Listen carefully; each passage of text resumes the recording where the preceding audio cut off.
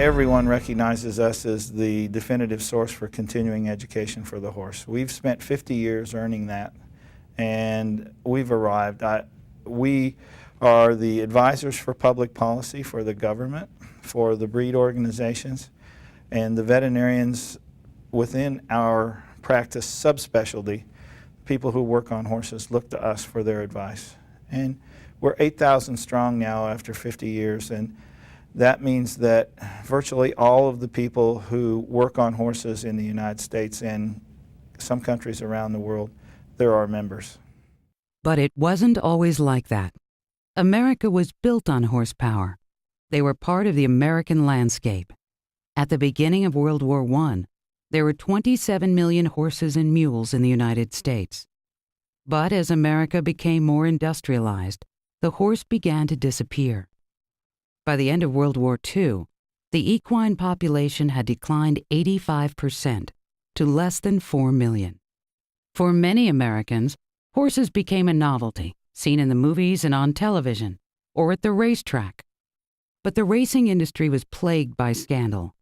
Equine veterinarians, once held in high esteem, found themselves caught in the crossfire of controversy. However, that wasn't the only issue. We were fragmented back in 1953. Nobody knew the guy's name in New York, and nobody knew anybody in California.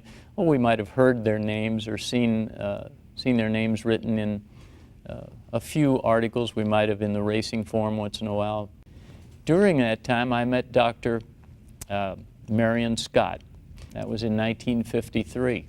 He said, "Bobby, what would you think about starting an organization of racetrack practitioners to kind of exchange scientific information and ideas that we have over here in the Midwest, and we'd like to know those people that practice in California, the ones that practice on the East Coast over in New York and Belmont Park.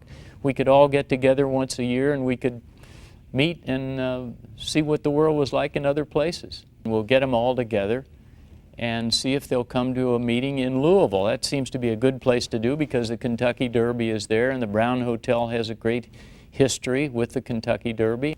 So from that conversation, we met the next year, and in 1954, we were after techniques, surgical techniques. Surgery was just making its way into the veterinary practice.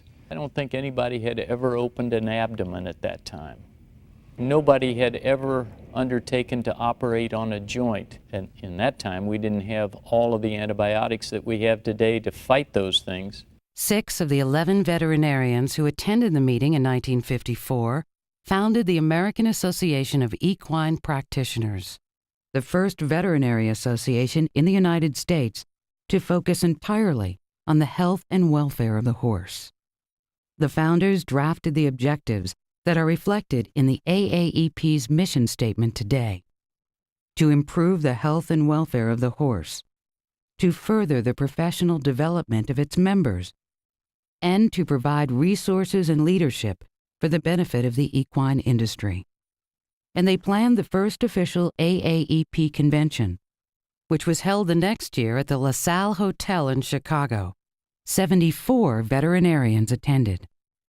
The educational sessions were put together, then, as now, by the AAEP president-elect. There were no members in the hall during the lectures. Everyone attended the lectures. No one was in the hall. It was great stuff. It is still great stuff. We never envisioned this many members in a hotel that had 1,600 rooms. I don't know that if there was a hotel in the world that had 1,600 rooms 50 years ago.